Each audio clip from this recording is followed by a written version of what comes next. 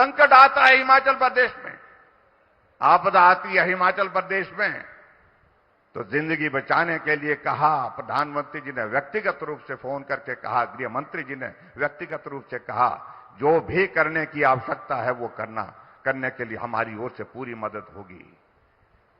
Air force के helicopter Delhi से उड़ान भर करके यहां जिंदगी को बचाने में जुटे, और उसके बावजूद हिमाचल प्रदेश में उस त्रासदी के अंतर्गत 1800 करोड़ रुपए लोगों को दिए, 18,000 मकान हिमाचल प्रदेश को दिए, और उसके बावजूद दुख इस बात का होता है जब कांग्रेस के लोग कहते हैं कि कुछ नहीं दिया। शायद उनको ये उम्मीद थी, क्योंकि उनकी आदत बन चुकी है, जब तक जेब में ना आ जाए तब तक के लिए कोई मिला है, कुछ मिला है, इस बात को मानते ही नहीं है। हिमाचल प्रदेश में त्रासदी में कहा गया कि हमने ये किया, हमने वो किया, हमने बहुत सारा बड़ा पैकेज दिया, लेकिन भाई और बहनों, मैं इतना जरूर कहना चाहता हूं, पैकेज की घोषणा की, जब हमने हिमाचल प्रदेश की विधानसभा के अंदर पूछा कि इसमें प्रदेश सरकार का योगदान कितना है, कितना शेयर है, तो मालूम पड़ा प्रदेश सरकार का एक पैसे का उसमें योगदान नहीं है। जो भी पैसा दिया गया, यही पड्डल के मैदान में मुख्यमंत्री आते हैं, यही पंडाल में चेक दिए जाते हैं, और वो चेक दिए गए, किस पैसे के चेक दिए गए? पैसा वही था जो नरेंद्र मोदी जी ने 1800 करोड़ रुपए दिल्ली से हिमाचल प्रदेश में उस मदद के रूप में भेजा था। लेकिन आज मुझे इस बात को लेकर के दुख है कि वो पैसा गरीब लोगों के लिए, जिनका नुकसान हुआ, उनको नहीं मिल रहा है। जिसका घर चला गया उसको भी पैसा नहीं मिला, लेकिन कांग्रेस का नेता है, उसका घर सलामत है, लेकिन उसके खाते में पैसे आ गए। ये हमने अपने एक नहीं अनेकों जगह देखा है। किसी का बाग चला गया, बगीचा चला गया, पशुशाला चले गई, वो इंतजार कर रहे हैं उस पैकेज का, उनको पैसा नहीं मिल पा रहा है, लेकिन पात्र व्यक्तियों तक पैसा मिलना चाहिए, ये हमारी मांग हमेशा रही है। और मैं इस बात को भी जरूर कहना चाहता हूं, अगर पात्र व्यक्ति को वो पैसा नहीं मिला तो आने वाले समय में दौर जरूर आएगा जब इस सारे मामले की जांच होगी, जो दोषी होंगे उनके खिलाफ निश्चित रूप से कार्रवाई की जाएगी। गरीब लोगों का पैसा अमीर लोगों में बांट दिया गया। बहुत जगह गया मैं, लोगों ने लिख करके दिया कि मकान गिरने के कगार पर है, रह नहीं सकते हैं, रात को सोते हैं, छत को हम देखते रहते हैं। पटवारी के पास गए, उन्होंने कहा कि जब तक मकान खड़ा है तब तक के लिए, जब तक गिरेगा नहीं बोलता तब तक के लिए पैसा नहीं मिल सकता है। ये परिस्थिति आपको बताऊं हिमाचल प्रदेश सरकार की। इसलिए भाई और बहनों, मुझे लगता है कि आज के इस दौर में हमको बहुत कुछ करने की बात है। जब मैं कहता हूं कि हमारे कुछ मित्रों को बहुत बुरा लगता है, ये सरकार, कुछ लोग बोलते ये जा रही है, मैं कहता हूं ये जा नहीं रही है, ये तो जा चुकी है, जा चुकी है, हर हालत में जा चुकी है। और उसकी कोई वजह ऐसे नहीं हम बिना वजह के बोल रहे हैं। यही हर्ष महाजन जी बैठे हैं, राज्यसभा के सांसद हमारे, जब इनका नॉमिनेशन भरा, कांग्रेस के कुछ लोग हमारे पास आए, कहने लगे कि भाई यहां हिमाचल प्रदेश में आप ये नॉमिनेशन जो भर रहे हैं इसको वापस लो। हमने कहा भाई वापस तो नहीं लेंगे, कि परंपरा ऐसी रही है, आप जीतेंगे कैसे, बदनामी हो जाएगी आपकी, बोलते हैं। हमने कहा होने दो, 25 कहा कि आप 25 है, हम 43 हैं। हमें मालूम था कि कुछ गड़बड़ वहां पर चल रहा है उनके, क्योंकि जब से मुख्यमंत्री हिमाचल प्रदेश में बने वो विधायकों को नहीं मिलते थे, विधायकों की बात को नहीं सुनते थे। अगर बात सुनते थे तो किसकी सुनते थे? सिर्फ उनकी सुनते थे जो उनके सलाहकार, जो कैबिनेट रैंक के दर्जे के साथ बिठा दिए गए हैं, जो वार्ड के मेंबर तक नहीं है वो प्रदेश को चला रहे हैं।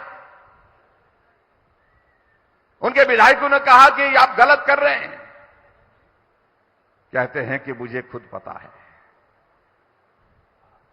मुझे मत समझाइए। आखिरकार उन विधायकों को समझाने का मौका मिला।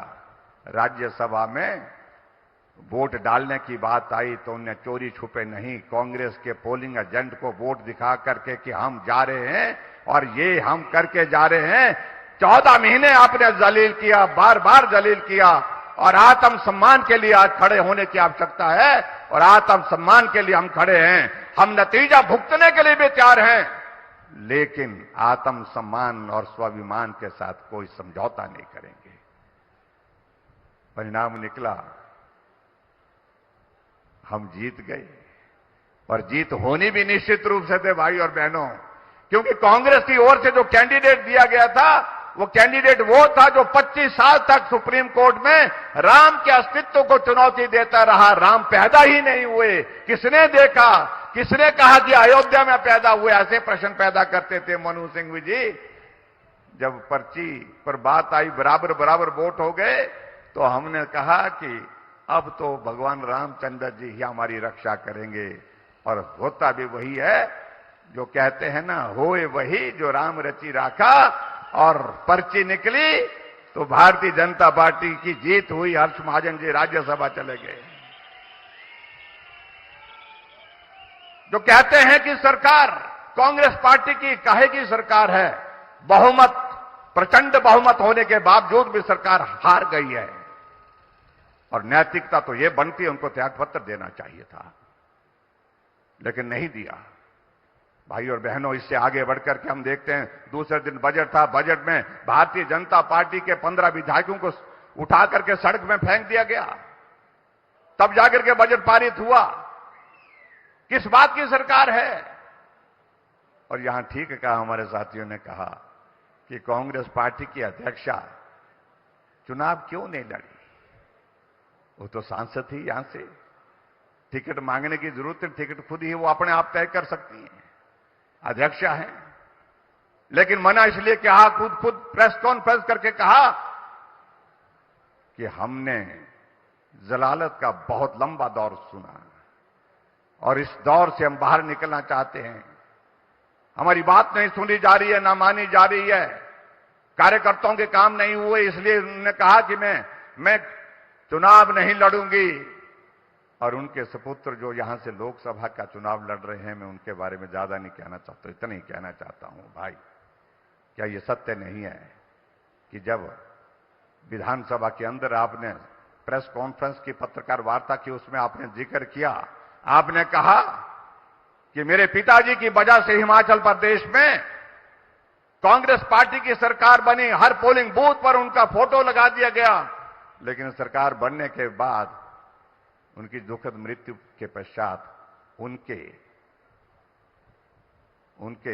लिए, लेकिन मंडी को बदनाम करने की कोशिशें, ये उचित नहीं है। मैं इस बात को साफ कहना चाह रहा हूं। मंडी का जिक्र इस प्रकार से कांग्रेस के नेता, ये कौन सी मंडी?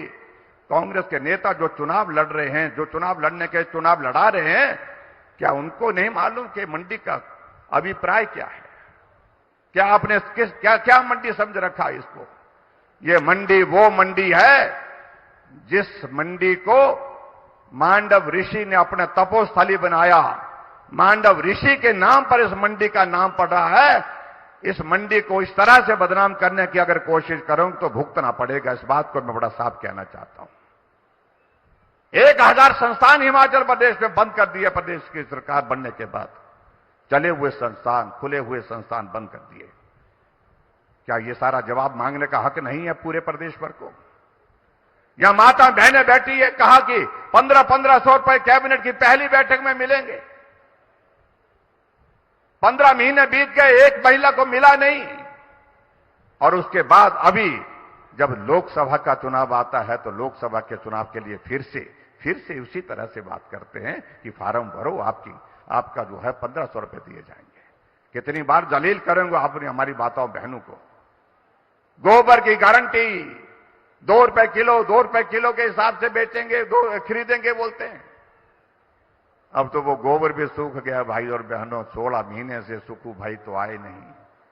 अब तो मुझे लगता है कि इस चुनाव में जब आएंगे वोट मांगने के लिए तो 1-2 किलो दे ही देना उनको, बिना पैसे के ही दे देना कि भाई आपका गोबर रखा था सूख गया ही।